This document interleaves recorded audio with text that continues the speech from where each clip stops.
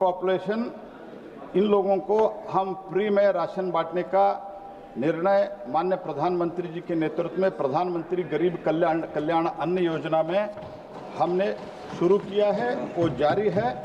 ऐसे कोई प्रस्ताव नहीं है। हमारा स्टेट से निवेदन यही है, to improve the accuracy of beneficiary of the identification, DFPD has cross matched Pradhan Mantri Garib कल्याण अन्न योजना डाटा विथ आधार। उसमें जो मर जाते हैं, मीन्स डेथ होता है, CBDT income tax, motor vehicle ownership, GSTN, MCA, ऐसे जो भी विषय है वो सब हम मैच करके स्टेट गवर्नमेंट को भेजते हैं।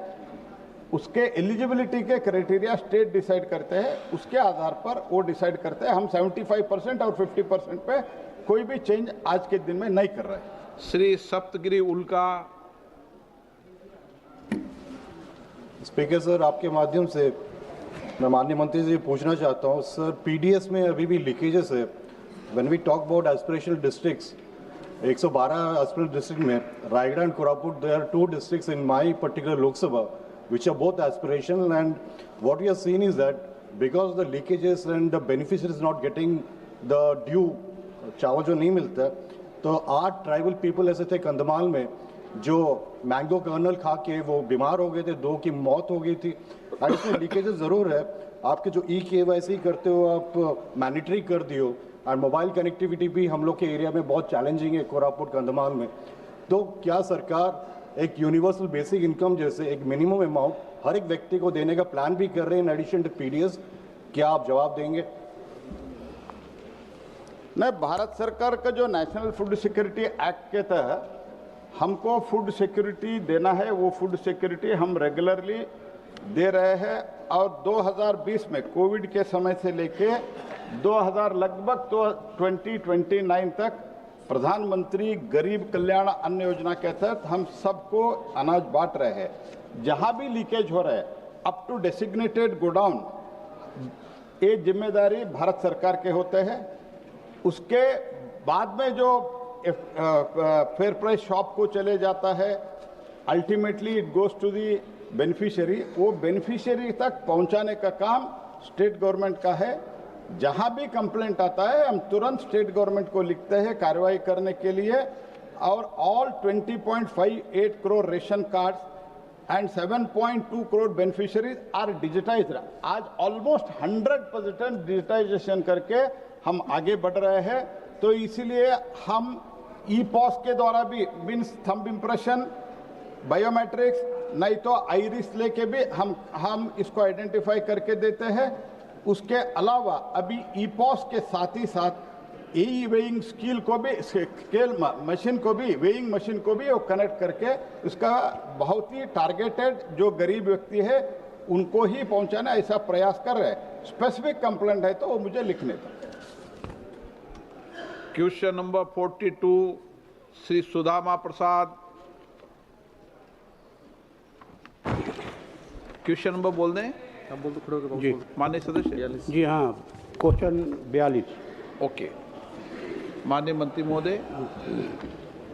जवाब पटल पे रखा गया है। माननीय सदस्य बोल पूछो। माननीय सदस्य सर, इन्होंने कहा है कि 74 के दौर के दौरान वार्षिक सर्वेक्षण पद्धति में समस्या आई थी। तो क्या समस्या थी सर, और इसके लिए उनको दूर करने का क्या प्रयास किया गया? दूसरी बात कि बिहार में वर्षों तक सांख्यिकी कर्मियों की सेवा लेने के बाद उन्हें नौकरी से निकाल दिया गया है। तो क्या उन हटाए गए सांख्यिकी कर्मियों को फिर से बहाल करने का सरकार विचार रखती है? जनाब, ये 74वां राउंड जो था उसके अंदर सुझाव आया था, बुनियादी ढांचा बनाना था कि सर्विसेज सेक्टर का किस तौर के ऊपर आगे के लिए प्रयास किया जाए। लेकिन जो मेथोडोलॉजी इस्तेमाल की गई थी उस टाइम के ऊपर, उसके अंदर थोड़ी सी दिक्कत आई थी और ये हमारे लिए कुछ खास मायने नहीं रखने वाली थी। इसलिए सिर्फ एक टेक्निकल रिपोर्ट पेश की गई और वो सर्वे उस टाइम के ऊपर सर्विस सेक्टर का नहीं किया गया, उसको पेश नहीं किया गया। जहाँ तक माननीय सदस्य पूछ रहे हैं बिहार के अंदर कुछ लोग हटा दिए गए हैं, उसका मुझे इल्म नहीं है। ये दूसरा सवाल होगा, उसका जवाब फिर दूंगा। ऑनरेबल मेंबर सप्लीमेंट्री, माननीय सदस्य सप्लीमेंट्री। सर, वहाँ तो फिर से सरकार बन गई है एनडीए की, तो क्या इस बारे में माननीय मंत्री जी कोई आश्वासन देना चाहेंगे? मैं कोई आश्वासन नहीं दे सकता जी उनकी तरफ से। ठीक है। Shri Anil Desai. Thank you, Speaker sir. I would like to ask the Honourable Minister through you a supplementary on this question.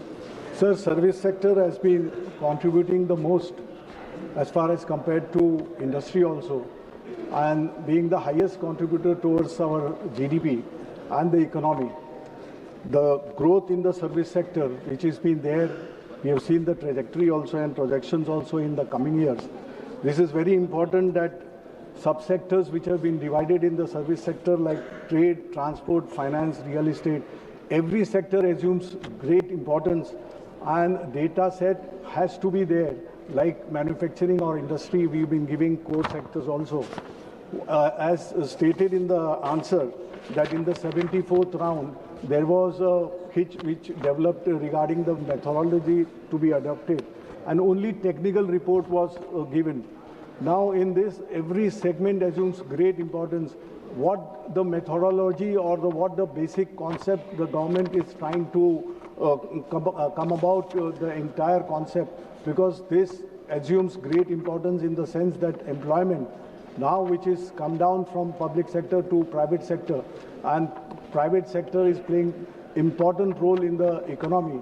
What steps are being taken by the government to see that this comes in the public domain, and according to that, what steps would be there for the development in this sector? Sir, there is no gainsaying the fact that services sector is one of the most important sectors contributing to our economy. I accept his version of this. However, the service sector can be divided into two parts. One is the incorporated sector and the other is unincorporated sector. As far as the unincorporated sector is concerned, the government has been taking out surveys since 21-22, and reports on that are available in the public domain. As far as the incorporated sector is concerned, after the 2016-17 technical report, there was a survey, small survey conducted in the last part of the last year and the beginning of this year. So this was a pilot study. The full-fledged survey, and from which year will this survey be taken as the base year, will be announced on 28th of February. So far, sir, all surveys have taken 11-12 as the base year. Sometimes people say that it is rather late for us to be taking 11-12 as the base year. But on the 28th of February next year, 26, we will decide which will be the base year from which the survey will be conducted, and it should be conducted thereafter for the incorporated sector as well. Sudhakar,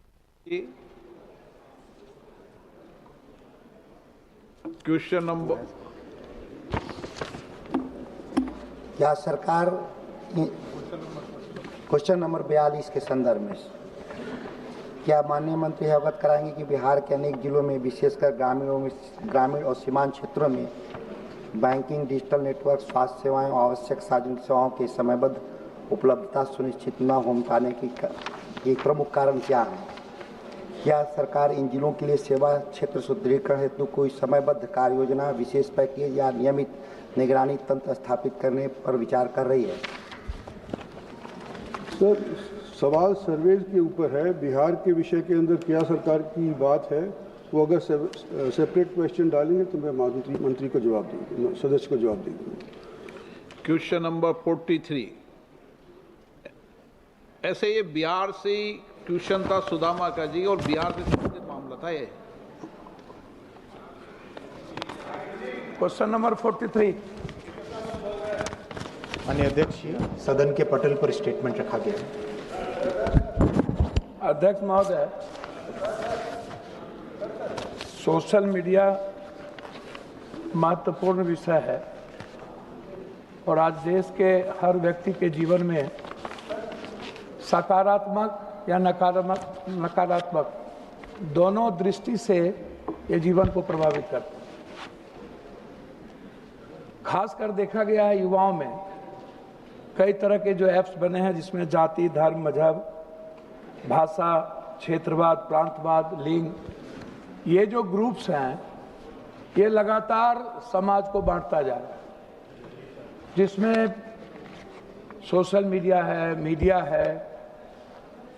माननीय मंत्री महोदय ने जो जवाब दिया है, ये ऐसा होगा तो ऐसा करेंगे, ऐसा हो जाएगा तो फिर इसके लिए ये प्रावधान है।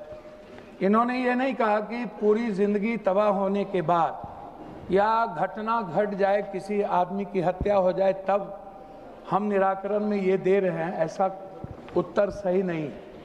इन्हें ब्राजील या अन्य कंट्री से कई देश के लगभग सिंगापुर, फिनलैंड, अमेरिका, यूएसओ ने डिफेक्ट सुरक्षा मॉडल को लागू किया, जहां पर एप्पल, गूगल जैसी आजकल इंटरनेशनल बातें करते हो बिहार से निकल के। भैया अब आप बिहार को तो वैसे ही मेरा रिक्वेस्ट इसमें क्या है, सरकार को जो अच्छा लगता है तो वो सोशल मीडिया उनके लिए सही है, लेकिन जो इस देश की सुरक्षा, आंतरिक सुरक्षा या आने वाले युवाओं की पीढ़ी के लिए जो घरेलू हिंसा से लेके जिसके कारण, मंत्री जी माननीय अध्यक्ष जी, माननीय अध्यक्ष जी, आपको देंगे, आपको देंगे, सप्लीमेंट्री देंगे, आपको सप्लीमेंट्री देंगे आपको। माननीय अध्यक्ष जी, सोशल मीडिया और फेक न्यूज़ के बारे में जो विषय माननीय सांसद जी ने उठाया है वो वाकई एक बहुत ही चिंताजनक विषय है। I sincerely want to say that fake news is a threat to our democracy today, और हमें सोशल मीडिया पर फेक न्यूज़ पर, एआई जनरेटेड डीप फेक पर स्ट्रिक्ट एक्शन लेने की ज़रूरत है। जिस तरह से सोशल मीडिया प्लेटफॉर्म्स का उपयोग करके एक तरीके से कई ऐसे इकोसिस्टम बन गए हैं जो कि भारत के संविधान को फॉलो नहीं करना चाहते, बहुत तरह से इस पार्लियामेंट द्वारा बनाए हुए कानून को भी पालन नहीं करना चाहते, उसमें स्ट्रिक्ट एक्शन लेने की और कड़े नियम बनाने की वाकई बहुत सख्त ज़रूरत है। हाल ही में कुछ नए रूल्स भी बनाए गए हैं। विदिन 36 आवर्स टेक डाउन करने की एक नए रूल अभी हाल ही में बनाया गया है। एआई जनरेटेड डीप फेक्स को आइडेंटिफाई करके उसके ऊपर एक्शन लेने का भी नया रूल ड्राफ्ट पब्लिश किया गया है। Consultation is currently going on. Parliamentary committee ने भी बहुत अच्छा काम किया। मैं धन्यवाद देना चाहूँगा श्री निशिकांत दुबे जी को और कमेटी के सभी सदस्यों को। उन्होंने बहुत अच्छा डिटेल्ड रिपोर्ट कल ही सदन में रखी है, जिसके अंदर कई अच्छे प्रस्ताव आए हैं, कानून को किस किस पॉइंट पे कड़ा किया जाए। माननीय अध्यक्ष जी, ultimately fake news, social media, इसमें this is a very fine delicate balance between freedom of speech and protecting our democracy, और इस फाइन बैलेंस को लेकर सरकार चल रही है। माननीय प्रधानमंत्री श्री नरेंद्र मोदी जी ने डिजिटल इंडिया के माध्यम से देश में जो एक नई क्रांति लाई है, जो डेमोक्रेटाइज किया टेक्नोलॉजी को, उसके अच्छे प्रभाव भी हमें अपने संज्ञान में लेने चाहिए, क्योंकि सोशल मीडिया एक तरीके से एक प्लेटफॉर्म भी देता है सभी को। इन सब पॉइंट्स को विचार करके इंस्टीट्यूशंस, हमारे समाज में जो ट्रस्ट है, उस ट्रस्ट को कैसे स्ट्रेंथन करें, उसी पर सरकार काम कर रही है। राजेश रंजन जी। सब अध्यक्ष जी,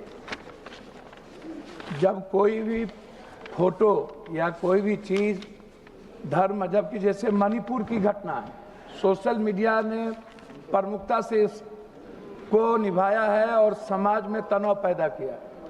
कोई भी फोटो अपलोड करने के पहले, जैसे एआई में टाटा या बड़े प्रश्न बिजनेसमैन, पूछो, ये प्रश्नकाल पूछो, प्रश्न पूछो आप। मैं वही कह रहा हूं अध्यक्ष जी कि जो लगातार मैं उसी बात, जैसे सट्टेबाजी की, महादेव ऐप जैसे मामले में बड़े स्टार्स और इन्फ्लुएंसर के युवा गैमलिंग सिखाया, कारण कर्ज में डूबे युवाओं को 18% आत्महत्या की वृद्धि हुई है। मेरा अध्यक्ष जी इससे कोई कंसर्न नहीं है। देश के युवा, आने वाला जो युवा है और जो सामाजिक और पारिवारिक स्थिति है उसमें समाज में तनाव बढ़ता जा रहा है। मेरा प्रश्न सिर्फ इतना है कि हम किसी भी चीज़ों को जब किसी भी चीज़ों पर अपलोड करते हैं और बाद में वो न्यूज़ चैनल उसको उठा करके जिस तरीके से गलत तरीके से समाज में भ्रम को पैदा करता है, उसकी कोई ऑथेंटिसिटी नहीं होती है, उसकी कोई सत्यापन नहीं होता है।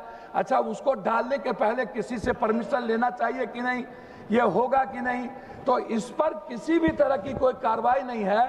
कठोर कार्रवाई हो, ये मेरा रिक्वेस्ट है। कठोर कानून बने और किसी भी तरह के गलत वीडियोस को डालने के पहले उसके बारे में जरूर कोई कानून। माननीय अध्यक्ष जी, माननीय सांसद जी ने जिस तरह से ऑनलाइन बेटिंग की बात की, मैं आपके माध्यम से सदन को एकदम स्पष्ट तौर पे कहना चाहूँगा, प्रधानमंत्री श्री नरेंद्र मोदी जी ने इतना कड़ा कानून बनाया है ऑनलाइन मनी गेमिंग को रेगुलेट करने के लिए, और उसके कारण देश में करोड़ों परिवारों को उसका बेनिफिट मिला है। जिस तरह से एक कैंसर की तरह ऑनलाइन मनी गेमिंग का प्रचार हो गया था, सब तरफ एक प्रसार हो गया था उसका, और स्प्रेड होने के बाद समाज में एक बड़ी विकृति आ गई थी, उसके ऊपर कड़ा कानून बनाया है। और प्रधानमंत्री श्री नरेंद्र मोदी जी की सरकार किसी भी कड़े से कड़े स्टेप को लेने से पीछे नहीं हटती है। श्री सीपी जोशी। धन्यवाद अध्यक्ष महोदय। मैं माननीय मंत्री महोदय से 5G को लेकर जो आपने बहुत स्पष्टीकरण पूरे राजस्थान और संसदीय क्षेत्र से संबंधित दिया, उसके लिए मैं आपका आभार प्रकट करता हूं। और माननीय प्रधानमंत्री जी का भी आभार प्रकट करता हूं कि जहां सुदूर क्षेत्र में नेटवर्क की समस्या थी, वहां हज़ारों सैकड़ों की संख्या में टावर लगे हैं। मेरा आपके माध्यम से प्रश्न है कि जिन 5G स्पेक्ट्रम कंपनियों ने काम शुरू किया है, उनसे पहले जो अनकवर्ड एरिया है वहाँ बुनियादी नेटवर्क उपलब्ध कराने के लिए सरकार इस बारे में कोई विचार कर रही है क्या? और यदि हाँ, तो इसके लिए जिन क्षेत्रों में नेटवर्क नहीं है 2G और 3G, वहाँ इसके लिए क्या विशेष समय सीमा डेडलाइन तय की है क्या? ये मेरा आपके माननीय अध्यक्ष जी, वैसे ये प्रश्न फेक न्यूज़ और सोशल मीडिया से संबंधित है, लेकिन मैं माननीय सांसद जी को मेरे साथ तो फिर माननीय संचार मंत्री जी इसका जवाब। ओके, श्री मणिकम टेगोर संक्षिप्त में, क्योंकि इसमें 25 से ज़्यादा मान्य सदस्यों के सप्लीमेंट्री आए हैं। कभी व्यवस्था से आप लगाइए, बहुत गंभीर विषय है, देश की युवाओं का चिंता का विषय, और सारी संसद इस पर चिंता व्यक्त कर रही है। सरकार भी इस पर पॉलिसी ला रही है, कमेटी ने, संसदीय कमेटी ने भी रिकमेंडेशन की है। बैठकर वापस चर्चा करेंगे इस विषय पर। व्यापार। Thank you, sir. Honorable Minister listed the rules and mechanisms, but the reply has given zero data. Can the Minister confirm whether the government has taken even a single punitive action against the major news channels or the influential social media accounts spreading fake news about the opposition leaders, farmer movements in the past 2 years? If yes, kindly name the cases. If not, why does the government selectively target only the criticism of the union government under the so-called fact-check unit? Thank you, sir. Honorable Speaker, sir, the government as well as the Press Council of India, both of them have been very actively looking at any complaint which comes against any TV channel or any newspaper. This is something which is very important for protecting our democracy. We must always be aware that anything which is sold in the name of freedom of speech, but it is a fake news or a fake narrative, must be actively countered, and this is the responsibility of the central government as well as the state governments and the civil society also. We must collectively work towards making sure that the trust in our society is maintained and that is further strengthened. And for that, as far as the central government and its institutions are concerned, we will continue to take any action which is required for curbing the fake news. Question number 44, Sri C.N. Annadurai. Sri G. Selvam. Question number 44. माननीय मंत्री महोदय. Sir, a statement is laid on the table of the House. Honorable member. Thank you, sir. Sir, well, the ministry has started the 5G services have been launched across all districts. Large packets of rural Kanchipuram still report weak or no 5G signal, especially the blocks of Uttaramerur, Valajapad and Acharapakam, affecting student, small business and service delivery. May I request the Honourable Ministers to specify whether the government will prioritize the underserved rural clusters of Kanchipuram for additional 5G BTS installation under any ongoing or upcoming schemes, and the timeline for the ensuring full rural coverage in the district. Sir, today if you look at the 5G, more than 99% of the districts, that is 777 districts out of 778, have 5G coverage. The 5G coverage today, out of 1.2 billion people, 120 crore people, 36 crore people have 5G handsets and are using 5G services. Sir, the issue of the 5G coverage in rural villages is not just about the 5G towers or BTS. It is about the handset latching on to the 5G. When it comes to their own districts, today we have 37,000 5G BTS are in Tamil Nadu. In their own two villages, Tiruvannamalai and Kanchipuram, we have 224 and 231 villages with 5G BTS. This is on par with average of the rest of the India, sir. Thank you. But in addition to that, government has done an exceptional work to accelerate the 5G services, sir, by enabling TSPs, reducing their bank guarantees, removing the spectrum usage charges. Therefore, they can invest a lot more money in additional BTS and accelerating the services, sir. And this is a continuous process. Thank you. Lao Sri Krishna. Thank you, sir, for allowing me to ask. Sir, I'm not going to ask about 5G, but actually ask about 4G. The district I come from, Palnadu, has a lot of tribal population.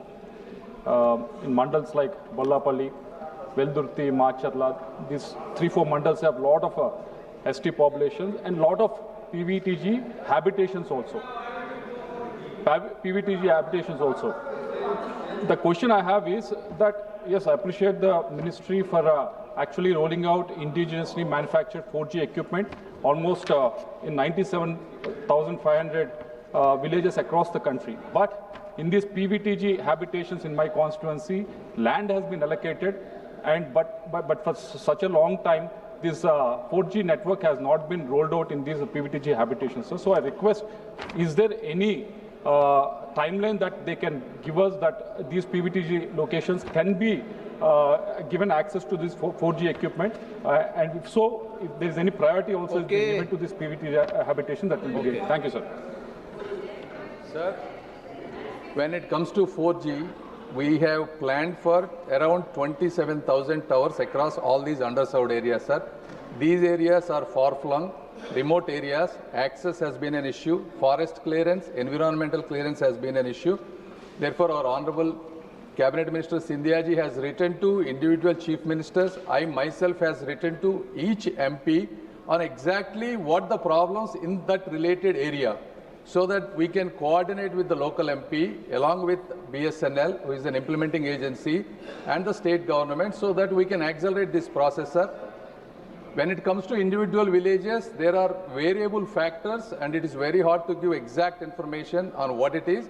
But we are here to address all those issues and accelerate, sir. And this Palnadu district is actually my own hometown, sir. I am happy to work on that. Thank you. Shri Abdul Rashid Sheikh. Sir, मैं honourable minister साहब से ये गुजारिश करना चाहूँगा कि north Kashmir में जो बॉर्डर एरियाज़ हैं, करना, मच्छल, गुरेज, ऊड़ी, वहाँ पर 5G 4G तो दूर की बात, अभी मोबाइल टावर्स की भी ज़रूरत है। मतलब नेटवर्क में मतलब फ़ोन कनेक्टिविटी भी नहीं है। गुजरपति अभी गाँव में टीवी चैनल पर जेल में देखा हूँ कि वहाँ पर लोग 5 दिन से LG साहब से गुजारिश कर रहे हैं, CM साहब से गुजारिश कर रहे हैं कि हमें फ़ोन तो कम से कम फ़ोन की फैसिलिटी मिले। मैं यही रिक्वेस्ट करूँगा इनसे कि क्या ये मेहरबानी करके अपने जो इनके मतलब इनका विभाग जो है, इनका डिपार्टमेंट जो है, उन्हें कहेंगे कि जो बॉर्डर एरियाज़ हैं, why should they suffer, specially in Kupwara and Baramulla district. और जो अभी उन्होंने कहा कि हमने सारे MPs को लिखा है, मैं तो तिहाड़ जेल का MP हूँ, मुझे तो कोई लेटर उनका मिला नहीं, हम भी अपना दर्द बता दें। Thank you sir. सर, ये प्रश्न के साथ और इसके पहले हमारे सांसद महोदय ने जो प्रश्न पूछा उसके साथ भी एक बहुत अहम मुद्दा जुड़ा हुआ है। आज दूरसंचार एक लग्जरी नहीं बनी, लेकिन एक नेसेसिटी बन चुकी है और इसके माध्यम से देश की जनता पूर्ण विश्व के साथ जुड़ती है। इसी को मद्देनजर रखते हुए प्रधानमंत्री जी ने अपना संकल्प बनाया है कि 100% 4G का सैचुरेशन हमें देश में सुनिश्चित करना है और डिजिटल भारत निधि के कोष से इसके लिए राशि भी दी गई है। अभी उत्तर में भी बताया गया कि करीब 47,000 टावर के लिए राशि भी उपलब्ध की गई है, जिसमें से मुझे खुशी है आपको सूचित करते हुए और आपके द्वारा हाउस को सूचित करते हुए कि पिछले 1 वर्ष की अवधि में करीब 25,000 टावर हमारे संपूर्ण देश में लग चुके हैं। बाकी 12,000 टावर्स, जिसमें अभी हमारे सांसद महोदय ने मुद्दा उठाया, कश्मीर के हमारे सांसद महोदय ने मुद्दा उठाया, ये अभी भी कार्य प्रगति पर हैं। एक मिनट, इसके पीछे कई कारण हैं। मैं कुछ कारण आपके सामने रखना चाहता हूं। कई जगह सर्वे नहीं हो पाया है, कई जगह राइट ऑफ वे की एक्सेस है, कई जगह राज्य सरकार की अनुमति की जरूरत है। तो अप्रैल के माह में एक टावर के बारे में बैठकर हम लोग ने विश्लेषण किए और 2,415 कारण हैं। हमने एक कारण को रेखांकित किया। प्रदेश सरकार के साथ पत्रचार केवल नहीं, मुख्यमंत्रियों से राज्य मंत्री और मैंने स्वयं बात किया और आज हाउस में आपको सूचित करते हुए मुझे हर्ष है कि 2,415 विषयों में से इस पिछले सोमवार हमने जो कैलकुलेट किया है 1,990 इश्यूज पूर्ण रूप से हम लोग ने सफलतापूर्वक क्रियान्वयन कर चुके हैं। ये मुद्दा हमारा मंत्रालय और भारत सरकार हर हफ्ते के आधार पर देख रहा है और मैं आपको विश्वास दिलाना चाहता हूं कि जो हमने टारगेट पिछले 1 वर्ष में 25,000 टावर किए हैं, ये बाकी 12,000 टावर भी, जिसमें जम्मू कश्मीर भी बहुत महत्वपूर्ण इसमें एक महत्व रखता है, हम संपूर्ण रूप से देश का 100% सैचुरेशन प्रधानमंत्री जी के संकल्प के आधार पर अगले साल तक पूर्ण रूप से हम कर पाएंगे। सर, ये प्रश्न दूरसंचार सेवा प्रदाताओं से जुड़ा हुआ प्रश्न है और दूरसंचार सेवाओं में एक सरकार का संचार सारथी ऐप को प्रीलोड की अनिवार्यता को लेकर एक आदेश कल देश के सामने आया है। उसके बाद मंत्री महोदय ने उस पर स्पष्टीकरण कुछ दिया है कि वो ऐप प्रीलोड किया जाएगा, लेकिन बाद में आप उसको डिसेबल कर सकते हैं, वो चॉइस यूजर्स को देने की आपका एक स्पष्टीकरण आया। लेकिन क्योंकि मैं स्वयं कंप्यूटर साइंस बैकग्राउंड से, मैं सॉफ्टवेयर इंजीनियर के बैकग्राउंड से हूं, जब सिस्टम के अंदर प्रीलोड की रिक्वायरमेंट होगी तो डिसेबल करने के बाद भी सारे फीचर्स डिसेबल होंगे कि नहीं होंगे, किसी यूजर्स को ये बात पता नहीं चलेगी। तो कहीं ना कहीं ये जो एक अधिकार है निजता का, उस पे कोई बड़ा प्रहार तो नहीं है? कहीं ये जो स्नूपिंग के प्रश्न उठ रहे हैं पूरे देश में, इसको लेकर सिविल राइट्स एक्टिविस्ट से, कंप्यूटर साइंस एक्सपर्ट से, उनको लेकर मंत्री महोदय क्या कुछ कहना चाहेंगे?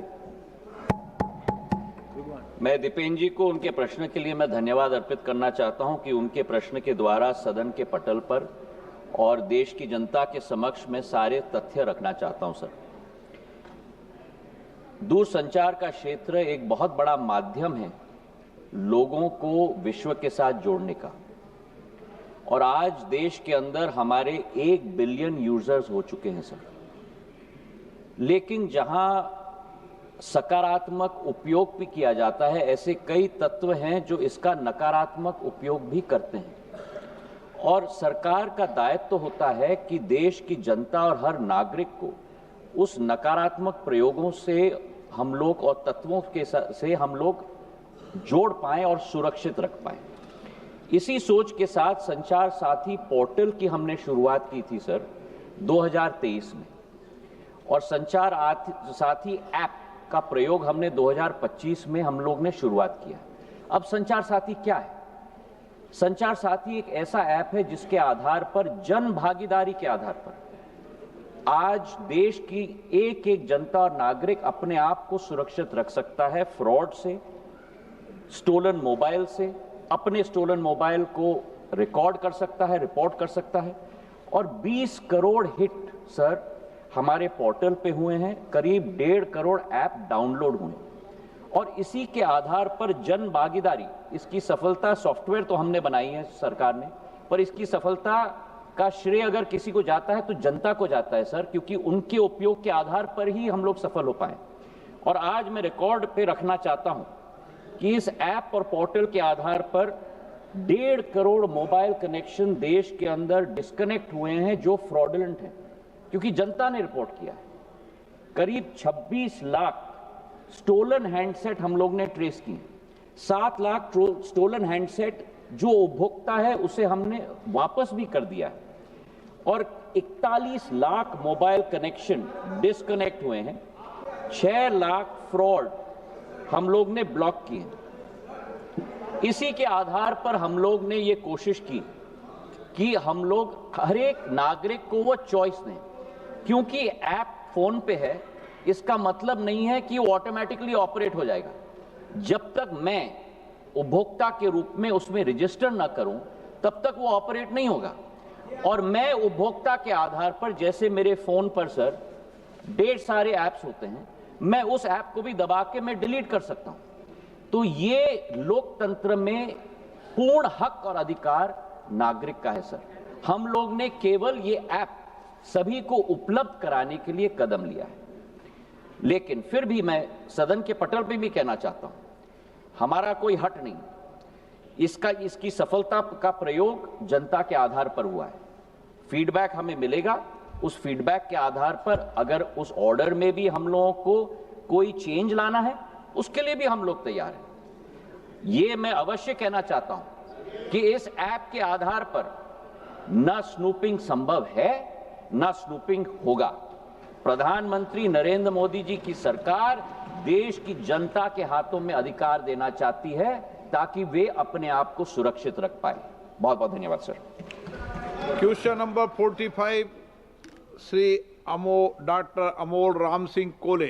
Sir, question number 45। माननीय मंत्री महोदय। माननीय अध्यक्ष जी, सदन के पटल पर एक स्टेटमेंट रखा गया है। माननीय सदस्य। धन्यवाद अध्यक्ष महोदय। जो आदरणीय मंत्री महोदय जी ने जो उत्तर दिया है, इसमें पुणे नासिक रेल कनेक्टिविटी में जो अलाइनमेंट पूरी बदल दी है, ये अलाइनमेंट जो original alignment Maharashtra rail development corporation की तरफ से बनाई गई थी, ये इसलिए इंपॉर्टेंट थी सर क्योंकि जुन्नर और Ambegaon are rich agricultural produce, जो high value export oriented goods produce करते हैं। इस ओरिजिनल अलाइनमेंट सिन्नर और चाकण जैसी एमआईडीसी, अकेली चाकण एमआईडीसी ले तो सर उसका रेवेन्यू 1.5 लाख करोड़ से ज्यादा है। और अगर आम कम्यूटर्स की बात करें तो आज चाकण एरिया में सर सिर्फ महज 10 किलोमीटर जाने के लिए 2 से 3 घंटे लगते हैं। इसलिए ये ओरिजिनल अलाइनमेंट बहुत इंपॉर्टेंट था, लेकिन इसके लिए जो लेकिन इसके लिए जो कारण दिया गया है वो जीएमआरटी का कारण दिया गया है। इट हैज बीन स्टेटेड कि डिपार्टमेंट ऑफ एटॉमिक एनर्जी ने एडवाइस किया कि जीएमआरटी ऑब्जर्वेटरी को इससे तकलीफ हो सकती है। लेकिन सर मैं ये ग्लोबल केस स्टडी आपके सामने रखना चाहता हूं कि विश्व में 15 ऐसे देश है कि 15 देशों में रेडियो टेलीस्कोप और रेलवे कोएग्जिस्ट करती है। और अगर ये देश देखें तो जर्मनी है, ऑस्ट्रेलिया है, जापान है, स्पेन है, फ्रांस है, पोलैंड है, फिनलैंड है, कनाडा है, न्यूजीलैंड है। तो मैं मंत्री जी से ये पूछना चाहूंगा कि अगर 15 देशों में ये बात होती है तो हमारे देश के यशस्वी प्रधानमंत्री आदरणीय नरेंद्र जी की, मोदी जी के नेतृत्व में ये बात भारत क्यों नहीं कर सकता?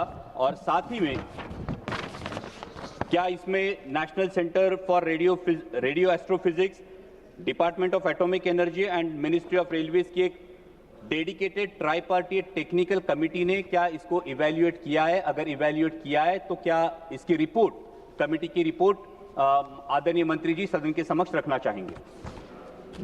माननीय अध्यक्ष जी, माननीय सांसद जी ने जो विषय उठाया है पुणे नासिक के अलाइनमेंट के विषय में, पुणे नासिक के अलाइनमेंट जो एक प्रपोजल पहले आया था वो प्रपोजल नारायणगांव से होते हुए जाता था। इस प्रपोजल में, इस अलाइनमेंट में एक जीएमआरटी है। जीएमआरटी एक बहुत बड़ी, एक इंटरनेशनली यूज्ड ऑब्जर्वेटरी है जिसमें 31 कंट्रीज का योगदान है और 31 countries are using that observatory.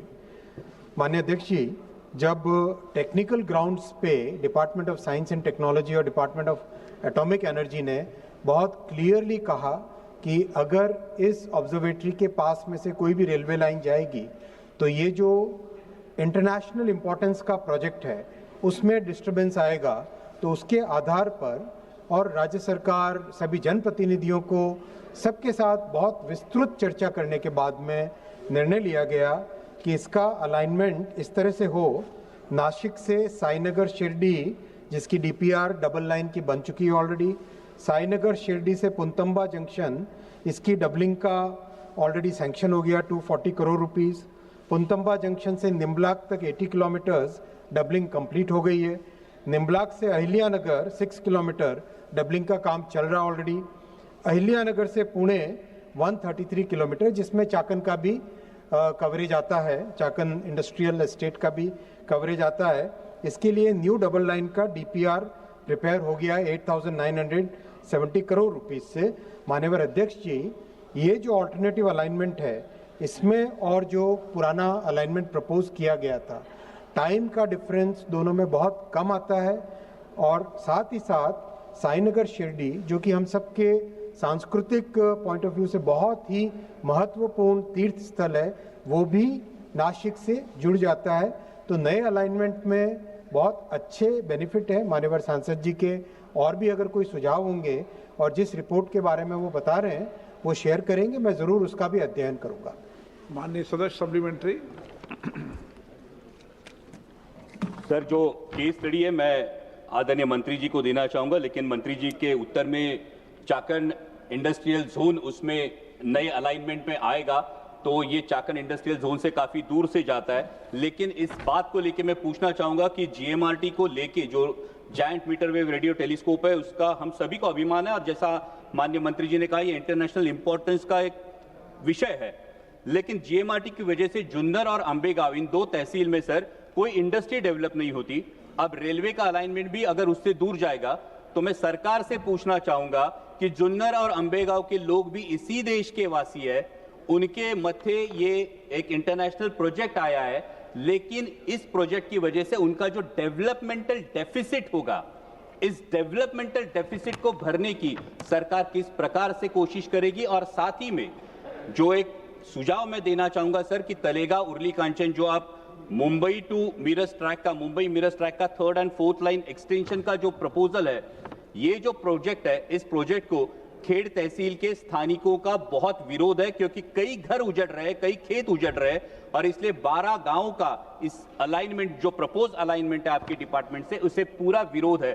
तो मैं मंत्री जी से गुजारिश करना चाहूंगा कि क्या ये अलाइनमेंट रीथिंक की जा सकती है, जो थोड़ी सी नॉर्दर्न साइड से, अगर 15-20 किलोमीटर ये नॉर्दर्न साइड से जाए, जहां कम से कम किसानों की लैंड एक्विजिशन हो, कम से कम घर उजड़े, और साथ ही में ये जुन्नर अंबेगांव का जो डेवलपमेंटल डेफिसिट है ये भी दोनों का एक संयोग हो सके। क्या ये रीअलाइनमेंट के बारे में सोच के जुन्नर अंबेगांव खेड़ के इन किसानों को आप राहत देने की सोच रहे हैं? माननीय अध्यक्ष जी, रेलवे ने एक बहुत अच्छा एक इनिशिएटिव लिया है गति शक्ति मल्टी मॉडल कार्गो टर्मिनल्स का।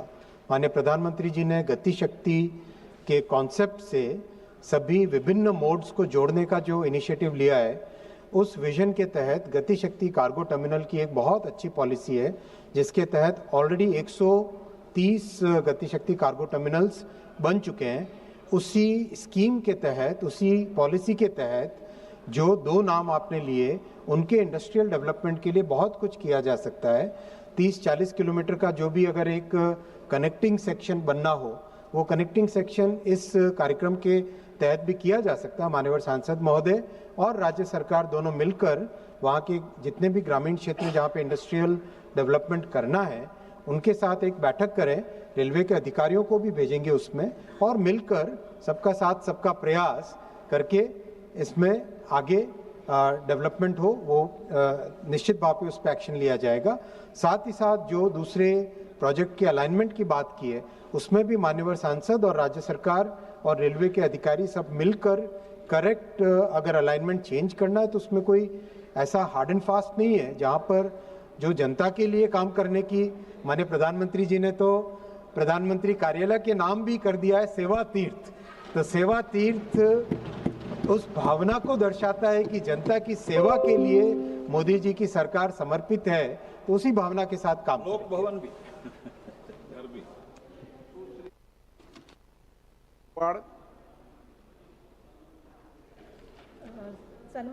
सम्मानीय अध्यक्ष महोदय, स्टेशन कोड जो है वो बनारस रेलवे स्टेशन का जो मदुरई का है, वो 1 दिसंबर से जो सम्मानीय सभापति महोदय जो अध्यक्ष महोदय है वो चेंज हुआ है, और वो BS से जो है BNRS इफेक्टिव से हो गया है। इस कारण से क्या हो गया है मंत्री महोदय कि टेम्पररी डिस्टर्ब सिस्टम जो है, पैसेंजर रिजर्व सिस्टम जो है पूरी तरह से जो है वो डिस्टर्ब हो गया, और लगभग 30 नवंबर से लेके 1 तारीख की जो सुबह है तो वहाँ पे पूरा जो है वो कियोस्क फैल गया। इसके कारण सम्मानीय अध्यक्ष महोदय जो है इसका इफेक्ट जो है ऑनलाइन बुकिंग पे हो गया, रिफंड पे हो गया, और जो चार्ज शीट आपकी बनती है सर्विसेज उसके ऊपर इसका पूरी तरह से जो है वो असर हो गया। इसके कारण जो है पैसेंजर को बड़े पैमाने पे जो है वो तकलीफ हुई है। आज भी बहुत सारे पैसेंजर है जो ओल्ड कोड जो है BS पे ही अप्लाई कर रहे हैं। तो मेरा आपसे विनंती यह है कि इस तरह से जब आप इफेक्टिव कोई चीज़ करते हैं तो उसका असर पूरा सिस्टम पे होता है। तो ये जब चीज़ होती है तो इसके लिए आपके आने वाले दिनों में क्या कार्रवाई रहेगी और किस तरह से आप आगे जाएंगे, और ये जो अभी नुकसान हुआ है उनका भरपाई हो गया क्या? माननीय अध्यक्ष जी, प्रश्न पुणे नासिक के अलाइनमेंट से विषय पर था, लेकिन माननीय सांसद महोदय ने जो पॉइंट IRCTC में एक स्टेशन के परिवर्तन का जो उठाया है, इसकी मैं स्वयं जांच करूंगा। जांच करके जो उसके एक्शन लेना है मैं माननीय सांसद महोदय को जरूर उसकी जानकारी दूंगा। क्वेश्चन नंबर 46 श्री ओम प्रकाश भूपाल सिंह उर्फ पवन राजे निमलकर। माननीय मंत्री महोदय, एक स्टेटमेंट सदन के पटल पर रखा गया। श्री शताब्दी राय। Thank you, sir. Sir, given the privacy and national security risk, will the minister state whether the government has analyzed the amount of non-public and sensitive information being fed into these AI models by government employees and public agencies? What measure has the government taken to ensure safety and critical government data from being fed into these AI platforms, including potential development of surgeon AI models under the India AI mission? Thank you, sir. ये sir वो sir नहीं है आपके लिए। Honorable member has raised a very important point. I would like to put on record that Prime Minister Shri Narendra Modi ji's government has enacted, and this parliament has enacted, the DPDP Act, Digital Personal Data Protection Act. Before this act, there was no mechanism by which the personal data could have been protected. And because of the DPDP Act, now anybody who uses personal data of any user, any citizen of India, will basically have a protection mechanism through which consent would have to be taken, data minimization would have to be done, the right to forget will have to be done, and the purpose will have to be very clearly defined. The Act has been notified very recently on the 13th of November, and this has created a totally new regime of protection for the citizens' data, and that is the spirit with which we are working. The AI apps and the AI models, they are also covered as a part of the DPDP Act. Question number 47, Srimati Sangeeta Kumari Singh Dev. माननीय मंत्री महोदय, उत्तर सभापटल पर रख दिया गया। श्रीमती मालविका देवी। नमस्कार sir, मैं आपसे पूछना चाहूँगी कि कालाहांडी डिस्ट्रिक्ट कॉन्स्टिट्यूंसी में नुआपड़ा डिस्ट्रिक्ट आता है जहाँ पे फ्लोराइड का पानी है, वहाँ से हेल्थ इफेक्ट्स बहुत हो रहे हैं, किडनी के प्रॉब्लम्स। तो जो आपने 500 रिवर्स ऑस्मोसिस के आरओ बेस्ड डोमेस्टिक वाटर प्यूरिफिकेशंस लगाए हैं, उसके लगाने के बाद कितना इफेक्ट हुआ है, कितने केसेस में कमी आई है? Thank you. अध्यक्ष महोदय, माननीय सदस्य ने बड़ा ही महत्वपूर्ण प्रश्न पूछा है और इनके उत्तर में कुछ कहने से पहले मैं ये भी कह दूं कि ये जो हमने प्रयोग किया है एक सफलतापूर्वक उड़ीसा में, ये इस बात का भी प्रमाण है कि किस प्रकार से भारत का परमाणु कार्यक्रम जीवन को सरल स्वस्थ बनाने के लिए संकल्पित है। और वो इसलिए भी महत्वपूर्ण बात बन जाती है कि जब हमारा कार्यक्रम शुरू हुआ था न्यूक्लियर प्रोग्राम, तो होमी बाबा को बहुत सारे लोगों ने प्रश्न किया था कि कहीं इसके पीछे कोई न्यूक्लियर वेपन्स इत्यादि की योजना तो नहीं है। तो उन्होंने बड़ी बुलंदी से ये घोषणा की थी कि India's nuclear program is dedicated to peaceful purposes. And I am glad and proud to say that under prime minister Modi today we are seeing the true vindication of Homi Bhabha's declaration to the world. तो भिन्न भिन्न क्षेत्रों में जितना हमारा कार्यक्रम रहा है, चाहे वो कृषि का क्षेत्र है, चाहे क्या दिक्कत है? वो प्राइम मिनिस्टर है। चाहे वो कृषि का क्षेत्र है, चाहे वो स्वास्थ्य का क्षेत्र है, इसी प्रकार से हमारे तो यहाँ तक जहाँ तक स्वास्थ्य की बात है, जहाँ हमारा टाटा मेमोरियल अस्पताल के अब 11 अस्पताल बन चुके हैं, 9 उसमें से फंक्शनल हो गए हैं और हमने एक ग्रिड बनाया है। लगभग 300 से अधिक अस्पतालों में टाटा की कोई ना कोई फैसिलिटी, कोई ना कोई सुविधा रखी है। इसी प्रकार स्वास्थ्य को देखते हुए, जैसे माननीय सदस्य ने ठीक कहा कि कालाहांडी और बौद्ध 2 ज़िले हैं उड़ीसा में जहां ये प्रयोग किया गया। 2 तरह का प्रयोग, एक तो रिवर्स ऑस्मोसिस जो कि कालाहांडी जिला में हुआ है जिसका इन्होंने उल्लेख किया, और दूसरा अल्ट्रा फिल्ट्रेशन।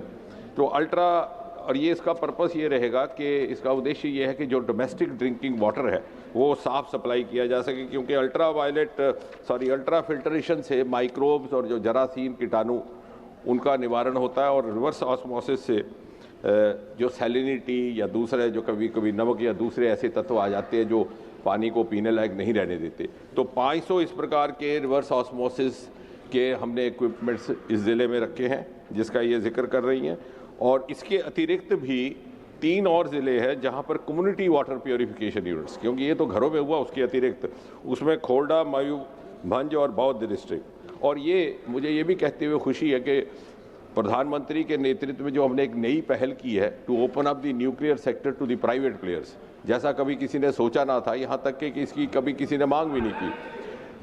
और उसको लेकर के ये जो ऑपरेटर्स लगाए जा रहे हैं ये भी पीपीपी मॉडल में लगाए जा रहे हैं।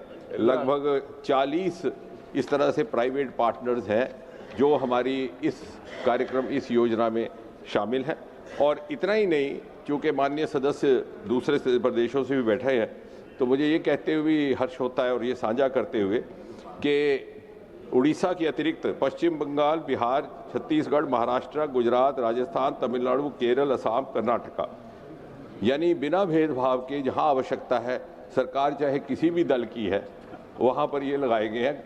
कर्नाटका में लगाए गए, पश्चिम बंगाल में सबसे ज़्यादा, केरल में, और इसलिए ताकि जैसे मोदी जी ने कहा कि विकसित भारत के निर्माण में प्रत्येक नागरिक का योगदान अनिवार्य है, लिहाजा प्रत्येक नागरिक का स्वास्थ्य सुनिश्चित करना भी ये सरकार अपनी जिम्मेवारी समझती है। Question number 48 Shri Balashowry Vallabhaneni. Sir, question number 48। माननीय मंत्री महोदय, स्टेटमेंट सदन के पटल पर रखा गया है। Sir, thank you sir. Sir, this Machilipatnam-Repalla railway is very important railway line, and the minister also given a very positive reply. I would like to know the honorable minister, since 2006 and 2026-27 budget, whether minister is going to including this project or not. Thank you. Sir, honorable member has raised the question about Repale, Bapatla and Machilipatnam-Repale, this alignment. This is a very important alignment, as I have replied in the answer itself, because this provides a new connectivity to Machilipatnam port, and this, in a sense, directly takes the Machilipatnam cargo port towards southern India, other states of southern India. So that's why this project has been under very important priority.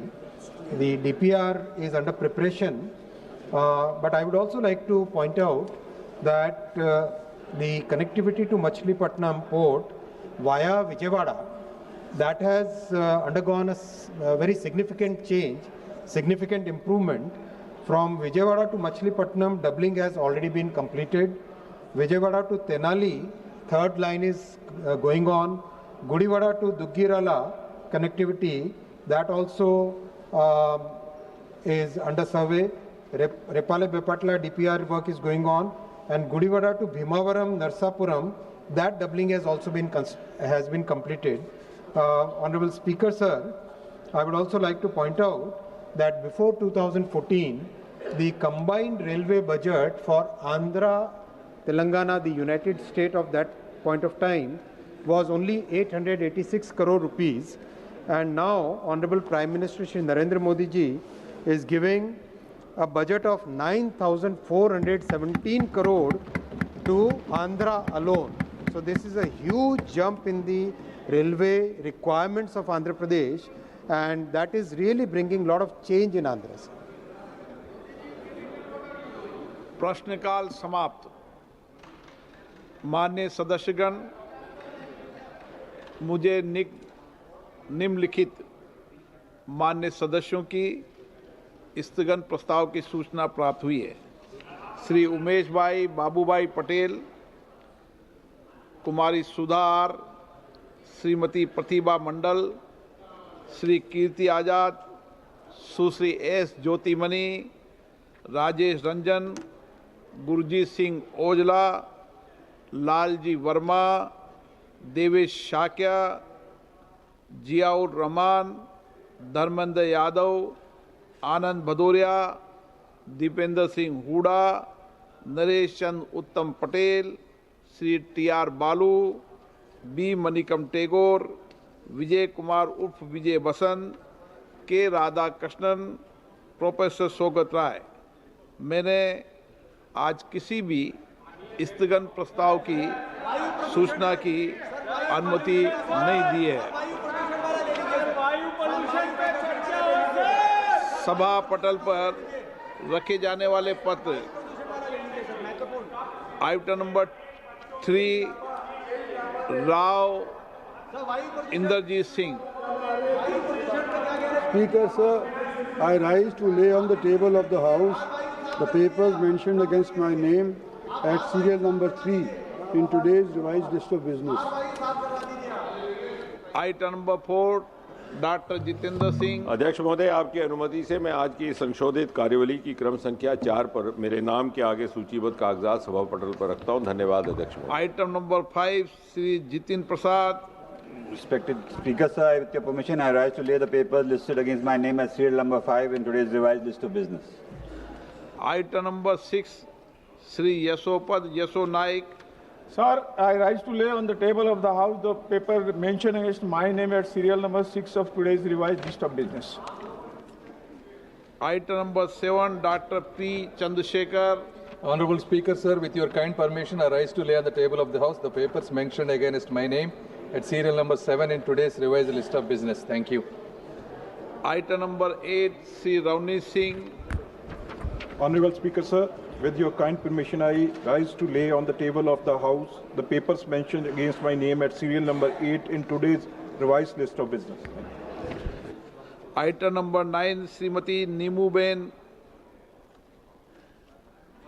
महोदय, मैं आपकी अनुमति से आज की संशोधित कार्यसूची में क्रम संख्या 9 पर अपने नाम के आगे उल्लेखित कागजात हिंदी और अंग्रेजी में सभा पटल पर रखती हूं। धन्यवाद।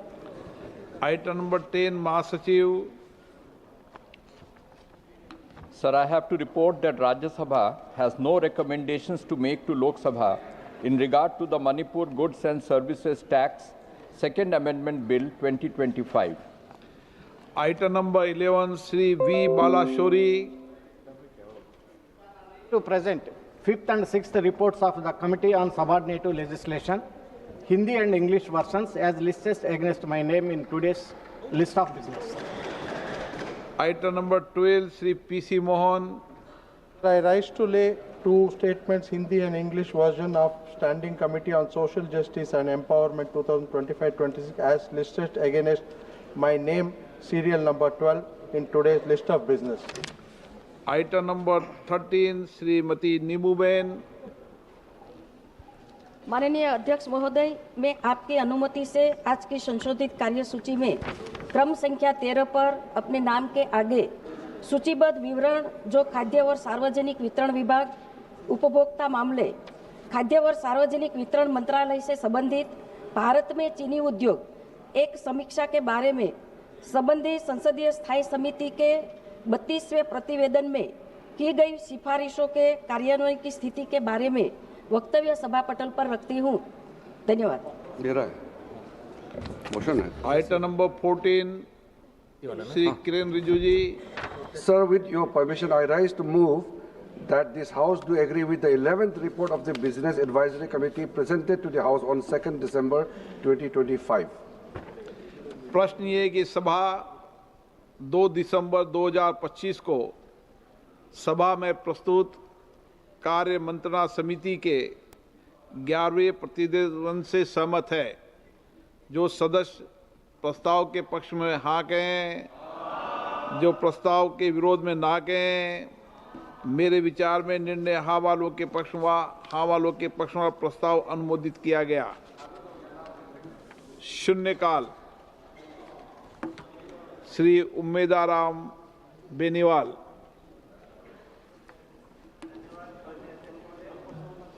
बाड़मेर, बालोतरा और जैसलमेर जैसे सीमावर्ती मरुस्थलीय जिलों में स्वास्थ्य अवसंरचना एवं विशेषज्ञ सेवाओं में विद्यमान गंभीर कमियों की ओर सदन का ध्यान आकर्षित करना चाहता हूं।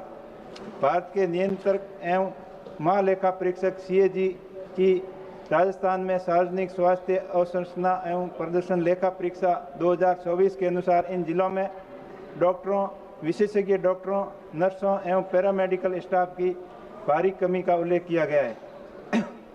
भारतीय सार्वजनिक स्वास्थ्य मानक के अंतर्गत सुनिश्चित की गई न्यूनतम सेवाएं जैसे जनरल सर्जरी, बाल रोग, अस्थि रोग, आपातकालीन सेवाएं, ICU, ब्लड बैंक एवं बर्न यूनिट जैसी कई जिलों में जिला अस्पतालों में सुविधा उपलब्ध नहीं है। राजस्थान की 34 जिला अस्पतालों में से 12 जिला अस्पतालों में रेडियोलॉजी सेवाएं अपर्याप्त हैं एवं कैथ लैब की सेवाएं भी आंशिक रूप से उपलब्ध हैं। बाड़मेर जिला अस्पताल में बिस्तरों की कमी है एवं 2 साल से CT स्कैन बंद पड़ी है जो जिला अस्पताल व्यवस्था नहीं करवा पा रहा है और कैथ लैब की भी कमी है। इन कमियों के कारण मरीजों को दूर जोधपुर या अहमदाबाद तक जाना पड़ता है। आधे से ज्यादा मरीज रास्ते में दम तोड़ देते हैं। मेरी सरकार से मांग है, माननीय अध्यक्ष महोदय से अनुरोध करता हूं कि सीमावर्ती जिला अस्पताल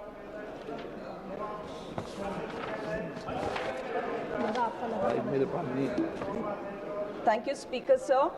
I would like to raise matter related to the installation of BSNL mobile tower in my constituency, Davangere.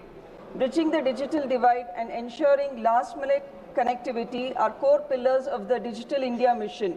Yet the people of Haleshpura village, Arlikatte village and Chikkakogalur village in Changiri Taluka, Musenahalu village in Honnali Taluka, Kongana Hosuru, Olatanda village in Harpnalli Taluka of my Davangere constituency continue to face daily hardship due to absence of mobile network, despite the issue being repeatedly brought to the notice of the concerned Shimoga and Ballari Circle Office and also the Ministry of Communications. As a result, students, farmers and small businesses are facing repeated disruptions in digital payments, online education and telemedicine and emergency communications, sir.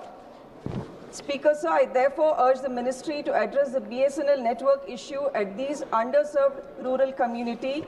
Speaker, sir, I would also like to use this opportunity to highlight affordability clause which has been imposed on BSNL for granting the third pay revision to its employees, which is due since 2017.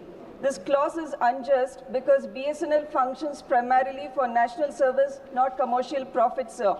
Therefore, the affordability condition should be removed and BSNL employees must be granted the third pay revision before 31st March 2026. Thank you, Speaker, sir.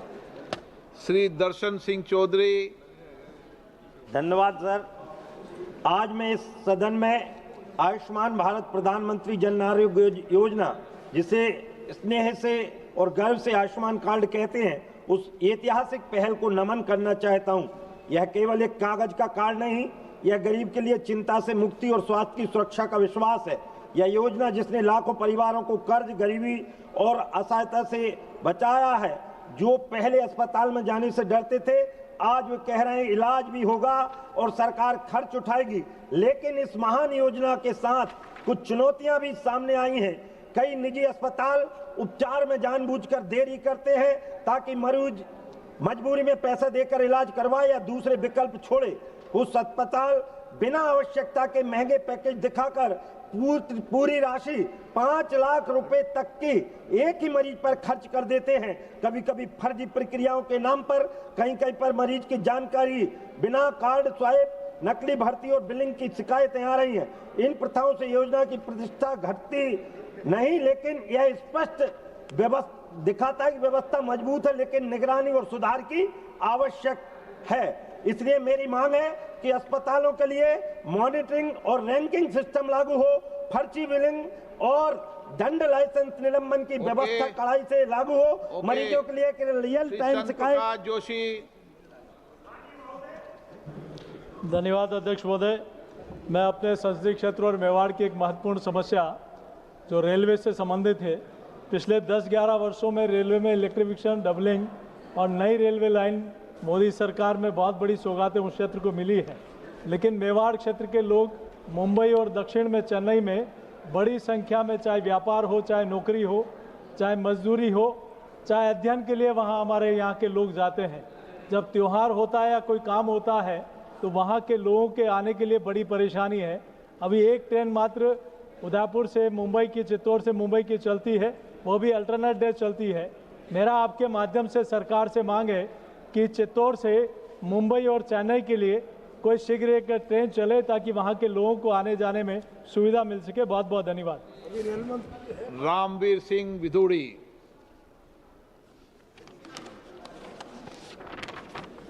बहुत बहुत धन्यवाद आदरणीय अध्यक्ष महोदय। मैं आपके माध्यम से सरकार का ध्यान दिल्ली में लगभग पिछले 5 सालों से मास्टर प्लान लागू नहीं किया गया है। 2021 में मास्टर प्लान आना था,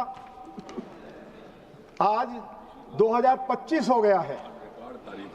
दिल्ली में लैंड पूलिंग पॉलिसी लागू नहीं हो रही है, दिल्ली में जीडीए पॉलिसी लागू नहीं हो रही है और इसी के कारण दिल्ली अनप्लान्ड तरीके से उसका विस्तार हो रहा है। दिल्ली की जितनी भी खेती बाड़ी की जमीन है, आज जमीन के ऊपर अनऑथराइज कॉलोनीज बसाई जा रही हैं। मैं सरकार से ये आग्रह करना चाहता हूं कि अब ये दिल्ली जो लगातार खेतीबाड़ी की जमीनों पर बिल्डिंग बायलॉज का वायलेशन करके, मास्टर प्लान का वायलेशन करके बसाई जा रही हैं, दिल्ली इस बोझ को सहन नहीं कर सकती। आज दिल्ली के सामने संकट खड़ा हो गया है, बिजली का, पानी का, सड़कों का। दिल्ली आज यदि दुनिया की सबसे ज्यादा प्रदूषित राजधानी बन गई है तो उसका एक ही कारण है कि दिल्ली अनप्लैन्ड वे से बसाई जा रही है। तो इसलिए आवश्यक है कि जल्दी से जल्दी मास्टर प्लान नोटिफाइड किया जाए, जिससे कि दिल्ली को प्लैन्ड वे में बसाया जा सके और अनऑथराइज कॉलोनीज के लिए जल्दी से बिल्डिंग बायलॉज बनाए जा सके। मैं ये आपके माध्यम से सरकार से आग्रह करना चाहता हूं। बहुत बहुत धन्यवाद। माननीय सदस्य श्री हनुमान बेनीवाल जी। सभापति महोदया, बहुत ही गंभीर मामला है। मंत्री जी का ध्यान, विदेश मंत्री जी नहीं सर, विदेश मंत्री जी का ध्यान अत्यंत गंभीर, मानवीय और संवेदनशील विषय की ओर आकृष्ट करना चाहता हूँ। ये विषय उन 61 भारतीय नागरिकों से संबंधित है जो विभिन्न राज्यों, विशेषकर राजस्थान से स्टडी वीजा और वर्क वीजा पर रूस गए थे, परंतु एजेंटों द्वारा धोखे से उन्हें युद्ध क्षेत्र में भेज दिए जाने की गंभीर जानकारी प्राप्त हुई है। एक 61 लोगों की मिसिंग जो विदेश मंत्रालय ने हमारे को उपलब्ध कराई है कि वहाँ की जो रशिया आर्मी है वहाँ उनको वो वर्क वीजा पर गए थे, स्टडी वीजा पर गए थे, लेकिन फ्रंट लाइन पे उनको लड़ने भेज दिया 61 हमारे देश के नागरिकों को, जिसके अंदर अध्यक्ष महोदय हमारे राजस्थान से अजय कुमार, संदीप सुंडा, मनोज सिंह शेखावत, माधव प्रसाद कर्मचारी, अन्य राज्यों के कुल 61 युवक पिछले कई महीनों से रूस यूक्रेन युद्ध में जबरन सैन्य गतिविधियों में लगाए गए हैं। 3 से 4 महीनों से उनका अपने परिवार से कोई संपर्क नहीं हुआ। परिजनों की स्थिति अत्यंत नाजुक है। कई माता पिता अस्पताल में, मानसिक तनाव और भय की स्थिति चरम पर है। सभापति महोदय, मंत्री जी से हमने कई बार आग्रह किया। इन परिवारों ने 3 नवंबर और 1 दिसंबर को दिल्ली स्थित जंतर मंतर पर धरना देकर अपनी पीड़ा और चिंता सरकार तक पहुंचाई है। इस विषय की सूचना मेरे द्वारा भी विदेश मंत्री जी को 2 बार दी जा चुकी है।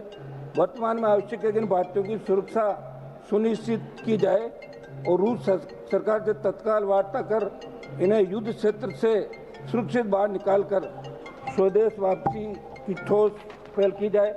एजेंटों द्वारा युवाओं को नौकरी और सामान्य कार्य का झांसा देकर फ्रंट लाइन पर भेजा जाना अत्यंत गंभीर आपराधिक कृत्य है, जिस पर भी त्वरित कार्रवाई की आवश्यकता है।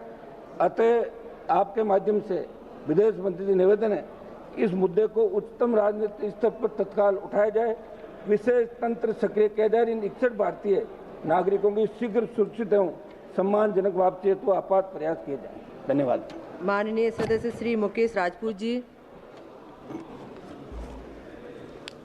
धन्यवाद सभापति महोदय, आपके माध्यम से मैं माननीय रेल मंत्री जी से निवेदन करता हूं कि एक वंदे भारत ट्रेन का संचालन भगवान कृष्ण की नगरी मथुरा से भगवान राम की नगरी अयोध्या तक बायां कासगंज, फर्रुखाबाद, कन्नौज और कानपुर देहात होते हुए कराई जाए, जिससे देश विदेश से आने वाले श्रद्धालुओं को मथुरा से अयोध्या तक यात्रा करने में आसानी हो सके तथा फर्रुखाबाद, कासगंज जैसे शहरों को भी एक वंदे भारत ट्रेन मिल सके। माननीय जी, आपके माध्यम से माननीय मंत्री जी से ये भी अवगत कराना चाहता हूँ, फर्रुखाबाद में अंतर्राष्ट्रीय स्तर पर कई तीर्थ स्थल स्थित हैं, जहाँ पर देश विदेश के यात्रियों को आना जाना लगा रहता है।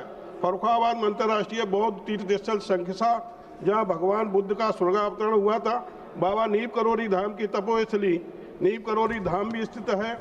अंतर्राष्ट्रीय जैन तीर्थ स्थल कंपिल भी यहीं पर स्थित है, जहाँ भगवान बिमलनाथ के 13वें तीर्थंकर थे, जिनके चारों कल्याणक कंपिल में ही हुए थे। महाभारत कालीन राजा द्रुपद की राजधानी कंपिल, जहाँ द्रौपदी जी का स्वयंवर भी हुआ था। फर्रुखाबाद में गंगा तट पर माह के महीने में कल्पवासियों का मेला रामनगरिया में लगता है, जहाँ देश विदेश के लाखों श्रद्धालुओं का आवागमन रहता है। इसे अपरा काशी भी कहते हैं। महोदय, यदि वंदे भारत ट्रेन इधर से निकलती है फर्रुखाबाद, कासगंज होते हुए, कन्नौज होते हुए तो मिलेगी, तो मैं कह सकता हूं कि अवध विहारी से बांके बिहारी तक सीधी वंदे भारत ट्रेन मिलने से देश के विदेश के कई लोगों को इसका फायदा मिलेगा और पिछड़े हुए कासगंज, फर्रुखाबाद, कन्नौज और कानपुर देहात जैसे लोकसभाओं का भी बेनिफिट मिलेगा। Thank you. माननीय सदस्य श्री बस्तीपति नागराजू जी।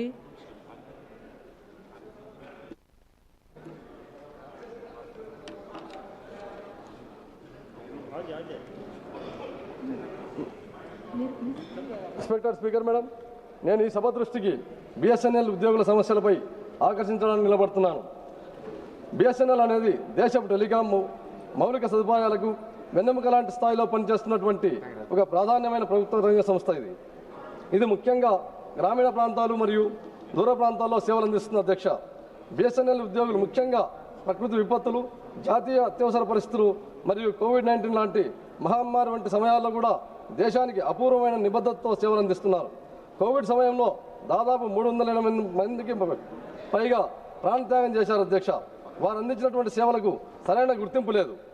స్పీకర్ మేడం, ఈరోజు ఈ ఉద్యోగుల యొక్క తీవ్రమైన ఆర్థిక పరిస్థితులు మరియు వృత్తిపరమైన ఇబ్బందులు ఎదుర్కొంటున్నారు. కావున థర్డ్ పిఆర్సీ యొక్క న్యాయమైన డిమాండ్లు ఎన్నో సంవత్సరాలుగా పెండింగ్లో ఉన్నాయి. బిఎస్ఎన్ఎల్ ఉద్యోగుల యొక్క రిటైర్డ్ పెన్షన్ను సవరణ కూడా ఇంకా పరిష్కారం కాలేదు. డిప్యుటేషన్పై ఉన్నవారు మరియు బిఎస్ఎన్ఎల్లోనే నియమితులైనటువంటి ఉద్యోగుల మధ్య జీతాలు, అలవెన్స్లు, ప్రమోషన్ అవకాశాల్లో భారీ వ్యత్యాసం ఉంది. కావున వైద్య సేవలు, సౌకర్యాల విషయంలో కుదించబడటం వల్ల ఈ ఉద్యోగుల యొక్క ఉత్సాహం మరింత తగ్గిపోయింది. కావున బిఎస్ఎన్ఎల్ యొక్క ఆత్మనిర్భర భారత్ దిశగా స్వదేశీ 4G మరియు 5G టెక్నాలజీ మరియు భారత్ నెట్ వంటి కార్యక్రమాలు అమల్లో కీలక పాత్ర వహిస్తున్నటువంటి ఉద్యోగుల సమస్యలు ఏమాత్రం పరిష్కారం కాలేదు. కావున నేను గౌరవనీయ కేంద్ర ప్రభుత్వాన్ని ఈ క్రింది అంశాలపై తక్షణం జోక్యం చేసుకోవాలని కోరుకుంటున్నాను అధ్యక్ష. బిఎస్ఎన్ ముఖ్యంగా 3 అంశాలు అధ్యక్ష. ఫస్ట్ పాయింట్ వచ్చేసి బిఎస్ఎన్ఎల్ ఉద్యోగుల కోసం థర్డ్ పిఆర్సీ అమలుకు అవసరమైన అర్హత నిబంధన మినహాయింపును ఇచ్చి నాన్ ఎగ్జిక్యూటివ్ వేతనాలపై తక్షణమే పూర్తి చేయాలి అధ్యక్ష. సెకండ్ పాయింట్, పెన్షన్ సవరణలను లాభ నష్టాలపై ఆధారపడకుండా చేసి కేంద్ర ప్రభుత్వ పెన్షనర్లకు అనుగుణంగా పెన్షన్ అమలు చేయాలి. ఫైనల్ పాయింట్, బిఎస్ఎన్ఎల్ ఏర్పాటుకు ముందస్తుగా డిఓటి ద్వారా నియామక ప్రక్రియ ప్రారంభమైన ఉద్యోగులకు సిజిసిఎస్ నిబంధనలకు 1972 ప్రకారం ఒకసారి ఎంపిక ఇచ్చేలా చర్యలు తీసుకోవాలని చెప్పేసి కోరుకుంటున్నాను అధ్యక్ష. మేడం, బిఎస్ఎన్ఎల్ ఉద్యోగుల పట్ల న్యాయం చేయడం అనేది కేవలం విధానపరమైన విషయమే కాదు, ఇది దేశ సేవను గౌరవించే విషయంగా చూడాలని చెప్పేసి కోరుకుంటున్నాను అధ్యక్ష. జై హింద్, జై భారత్. Thank you madam. माननीय सदस्य डॉक्टर राजीव भारद्वाज जी।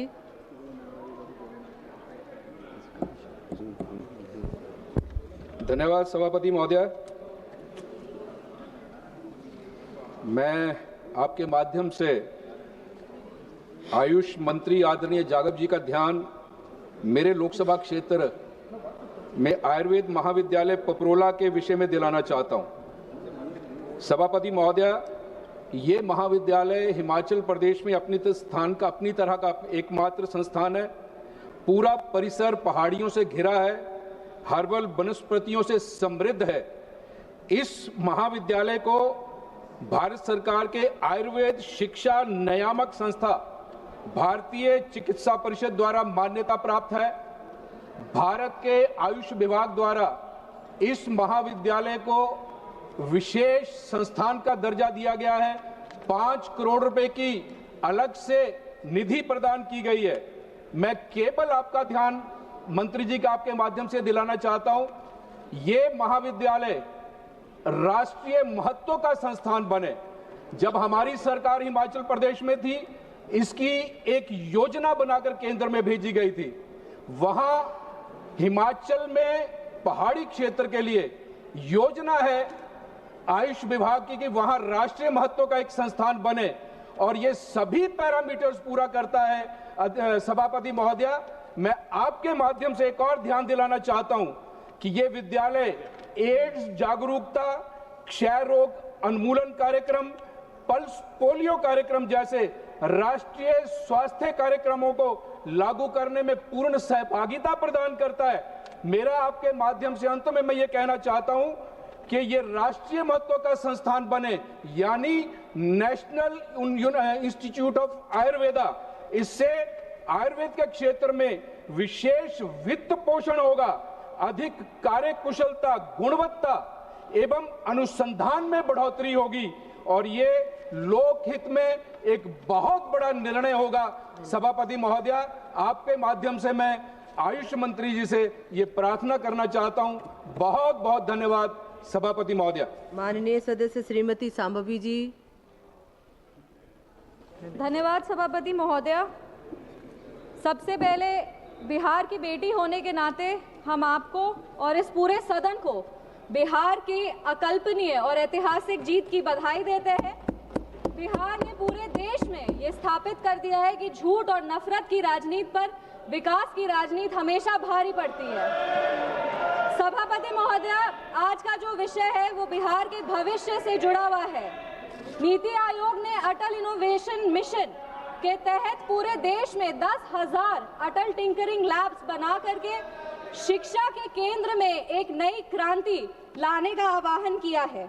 इसमें जो सबसे सराहनीय पहल है वो ये है कि 5,692 जो अटल टिंकरिंग लैब्स हैं वो ग्रामीण क्षेत्र में है और एक महिला जनप्रतिनिधि होने के नाते हम हमारी वित्त मंत्री श्री निर्मला सीतारमण जी का हार्दिक आभार व्यक्त करेंगे कि 2025-26 के बजट में उन्होंने 50,000 ऐसे और अटल टिंकरिंग लैब्स खोलने की घोषणा की है। आपके संज्ञान में लाना चाहेंगे महोदया कि बिहार जो ज्ञान की धरती है वो अभी भी इस विषय में कहीं ना कहीं पिछड़ रही है। आंकड़ों के हिसाब से बिहार में बस 97 लैब्स हैं जो वहां के विशाल छात्र आबादी के लिए अन्याय है। वहां के जितने भी सरकारी स्कूल के बच्चे हैं महोदया, उनके आंखों में सपने तो हैं पर संसाधन नहीं है। मेरी ये मांग है कि समस्तीपुर लोकसभा जो आप कह सकते हैं कि बाढ़ प्रभावित भी है और अधिकतर वहां की जो आबादी है वो ग्रामीण है, ऐसे में समस्तीपुर लोकसभा के हर प्रखंड में एक अटल टिंकरिंग लैब का निर्माण हो ताकि वहां के जो गरीब बच्चे हैं, वंचित बच्चे हैं और ग्रामीण क्षेत्र के बच्चे हैं, उनको भी इनोवेशन और टेक्नोलॉजी में आगे बढ़ने का सामान्य अधिकार मिले। बहुत बहुत धन्यवाद। जय हिंद, जय बिहार। माननीय सदस्य डॉक्टर शिवाजी बड़प्पा जी। धन्यवाद अध्यक्ष महोदया। मैं आपका ध्यान महाराष्ट्र के मराठवाड़ा क्षेत्र, विशेष रूप से लातूर, नांदेड़, जालना, धाराशिव, छत्रपति संभाजीनगर, बीड़, परभनी और हिंगोली जिलों में हाल ही में हुई अतिवृष्टि की ओर आकर्षित करना चाहता हूं। इस भीषण वर्षा के कारण किसानों की भूमि पूर्णतः क्षतिग्रस्त हो चुकी है तथा उनकी खड़ी फसलों को भारी नुकसान पहुंचा है। कई स्थानों पर उनकी उपजाऊ जमीन कटकर बह गई है। परिणाम स्वरूप मराठवाड़ा के किसान इस समय गंभीर आर्थिक संकट का सामना कर रहे हैं। दुर्भाग्य की बात यह है कि अब तक महाराष्ट्र सरकार द्वारा प्रभावित किसानों को जो मुआवजा प्रदान किया गया है वो अत्यंत अपर्याप्त है। कई किसानों की बहुत अधिक भूमि कटकर बह गई है। इसके बावजूद महाराष्ट्र सरकार द्वारा केवल 2 या 3 हेक्टेयर तक की मुआवजा देने की योजना बनाई जा रही है, जो कि न्यायोचित नहीं है। अतः मैं इस सदन के माध्यम से माननीय कृषि मंत्री महोदय से निवेदन करता हूं कि महाराष्ट्र राज्य के मराठवाड़ा क्षेत्र के अतिवृष्टि से प्रभावित किसानों की कटकर बह गई भूमि को तत्काल महाराष्ट्र सरकारी एजेंसियों के माध्यम से दुरुस्त कराया जाए तथा उन्हें उचित और पर्याप्त मुआवजा तुरंत प्रदान किया जाए। धन्यवाद। माननीय सदस्य श्री हरिभाई पटेल जी। बहुत बहुत धन्यवाद माननीय अध्यक्ष महोदया। मेरे संसदीय क्षेत्र महसाणा लोकसभा सहित उत्तर गुजरात में संयुक्त राज्य अमेरिका का एक भी वीजा सुविधा सेवा केंद्र नहीं है, जिसके कारण यहाँ के नागरिकों को वीजा आवेदन और अन्य सुविधाओं के लिए दिल्ली, मुंबई या चेन्नई जाना पड़ता है, जिससे बहुत अधिक समय और धन की बर्बादी होती है। अतः मैं माननीय विदेश मंत्री जी भारत सरकार से सदन के माध्यम से आग्रह करता हूं कि मेरे संसदीय क्षेत्र महसाणा उत्तर गुजरात के संयुक्त राज्य अमेरिका का वीजा सुविधा सेवा VFS केंद्र खोला जाए ताकि महसाणा लोकसभा क्षेत्र के साथ साथ पूरे उत्तर गुजरात राज्य के नागरिकों को सुगमता और सुविधा प्राप्त हो सके। धन्यवाद। माननीय सदस्य श्री फणी भूषण चौधरी जी। તો ઝલક જ ના આવવા દીધી, પછી તો નાનું કરી નાખ્યું. Madam Speaker, মই অসমৰ 6টা জনগোষ্ঠীয়ে যি জনজাতিকৰণৰ দাবী 70 দশকৰ পৰা কৰি আহিছে সেই বিষয়ে মই কিছু কথা ক'ব বিচাৰিছোঁ যে মই প্ৰথমতেই মোদী চৰকাৰক মই ধন্যবাদ জ্ঞাপন কৰিব লাগিব এই কাৰণেই যে বৰ্তমানৰ চৰকাৰখনে এই 6টা জনগোষ্ঠীক এছটিকৰণ কৰাৰ ক্ষেত্ৰত কিছু পদক্ষেপ গ্ৰহণ কৰিছে। ইয়াৰ পূৰ্বেও 2004 চনত 2005 চনত অসম বিধানসভাত এই 6টা জনগোষ্ঠীক জনজাতিকৰণ কৰিব লাগে বুলি সৰ্বসন্মত সিদ্ধান্ত গ্ৰহণ কৰা হৈছিল আৰু সেইমতে 2007 চনত তেতিয়াৰ প্ৰধানমন্ত্ৰী মাননীয় মনমোহন সিং ডাঙৰীয়াক স্মাৰকপত্ৰ প্ৰদান কৰা হৈছিল আৰু সেই স্মাৰকপত্ৰত ময়ো এগৰাকী স্বাক্ষৰকাৰী আছিলোঁ। কিন্তু দেখা গ'ল তেতিয়াৰ কংগ্ৰেছৰ চৰকাৰৰ দিনত এই বিষয়ে কোনো ধৰণৰ পদক্ষেপ গ্ৰহণ কৰা নহ'ল। মোদী চৰকাৰ আহিল, মোদী চৰকাৰ অহাৰ পিছত আমি দেখিবলৈ পাইছোঁ যে এই 6টা জনগোষ্ঠীক এছটিকৰণ কৰাৰ ক্ষেত্ৰত পদক্ষেপ গ্ৰহণ কৰিছে আৰু সেই অনুসৰি 2016 চনত MK Singla special internal security ministry of home এফেয়াৰ্ছৰ নেতৃত্বত এখন হাই পাৱাৰ কমিটি গঠন কৰিছিল। এই হাই পাৱাৰ কমিটিখনৰ ৰিকমেণ্ডেশ্যন অনুসৰিয়েই অসমত এখন মিনিষ্ট্ৰী অফ গ্ৰুপ অফ মিনিষ্টাৰ্ছৰ এখন কমিটি গঠন কৰা হৈছিল আৰু এই গ্ৰুপ অফ মিনিষ্টাৰ্ছক তেওঁলোকে এই হাই পাৱাৰ কমিটিখনে তেওঁলোকে গভৰ্ণমেণ্ট অফ আছামক নেচেচাৰী একশ্যন ল'বৰ কাৰণে to determine the quantum of reservation of 6 communities, the quantum of reservation for OBCs and measures to safeguard the interest of existing tribes of Assam. এনেধৰণে তেওঁলোকে মন্ত্ৰীগোটৰ এখন committee বনাই তাত এই বিষয়ে মন্তব্য দিবৰ কাৰণে কমেণ্ট দিবৰ কাৰণে তেওঁলোকে পৰামৰ্শ আগবঢ়াইছিল। সেইমতে এখন অসম চৰকাৰে মন্ত্ৰীগোটৰ মিনিষ্টাৰ অফ গ্ৰুপ অফ মিনিষ্টাৰ্ছক ফৰ্ম কৰি 2019 চনত যোৱা 30 নৱেম্বৰ তাৰিখে অসম বিধানসভাত এখন ৰিপৰ্ট তেওঁলোকে দাখিল কৰিছে আৰু সেই ৰিপৰ্ট অনুযায়ী তেওঁলোকে অসমৰ এই 6টা জনগোষ্ঠীক এছটি কৰিব লাগে বুলি ভাৰত চৰকাৰক তেওঁলোকে প্ৰতিবেদন প্ৰেৰণ কৰাৰ কাৰণে প্ৰচেষ্টা চলাইছে। এতিয়া আমাৰ কথা হৈছে যে এই 6টা জনগোষ্ঠী যি 6টা জনগোষ্ঠী এছটিকৰণৰ দাবী উত্থাপন কৰি আছে এই গ্ৰুপ অফ মিনিষ্টাৰ্ছে বা অসম চৰকাৰে যি প্ৰতিবেদন কেন্দ্ৰীয় চৰকাৰক দাখিল কৰিব এই কেন্দ্ৰীয় চৰকাৰে এই বিষয়টো অধিক গুৰুত্ব সহকাৰে লৈ যাতে অতি সোনকালে এই 6টা জনগোষ্ঠী যে এছটিকৰণ কৰাৰ ব্যৱস্থাটো গ্ৰহণ কৰে তাৰ কাৰণে আমি অসমবাসী এই 6টা জনগোষ্ঠীৰ ৰাইজে আমি আশা কৰিছোঁ আৰু আমি আশা ৰাখিছোঁ যেনেধৰণে 2019 চনত এই মোদী চৰকাৰে এই 6টা জনগোষ্ঠীক এছটিকৰণ কৰাৰ ক্ষেত্ৰত ৰাজ্যসভাত বিল উত্থাপন কৰিছিল। অহা বাজেট অধিৱেশনত এই 6টা জনগোষ্ঠীক এছটিকৰণ কৰাৰ ক্ষেত্ৰত বিল উত্থাপন কৰি যাতে এই 6টা জনগোষ্ঠীক এছটিকৰণ কৰাৰ প্ৰক্ৰিয়া এইখন চৰকাৰে মোদী চৰকাৰে সম্পূৰ্ণ কৰে তাৰ কাৰণে মোদী চৰকাৰৰ প্ৰতি আমাৰ অসমত থকা 6টা জনগোষ্ঠীৰ জনসাধাৰণৰ তেওঁৰ প্ৰতি আমাৰ এপিল আৰু আশা কৰোঁ এই বিষয়ে বৰ্তমানে মোদী চৰকাৰখনে ব্যৱস্থা গ্ৰহণ কৰি এই 6টা জনগোষ্ঠীক সকাহ দিব। ধন্যবাদ। मैं आपके माध्यम से बिहार के किसानों और धान खरीद समितियां की समस्या के बारे में बहुत ही महत्वपूर्ण विषय को सरकार के समक्ष लाना चाहता हूं।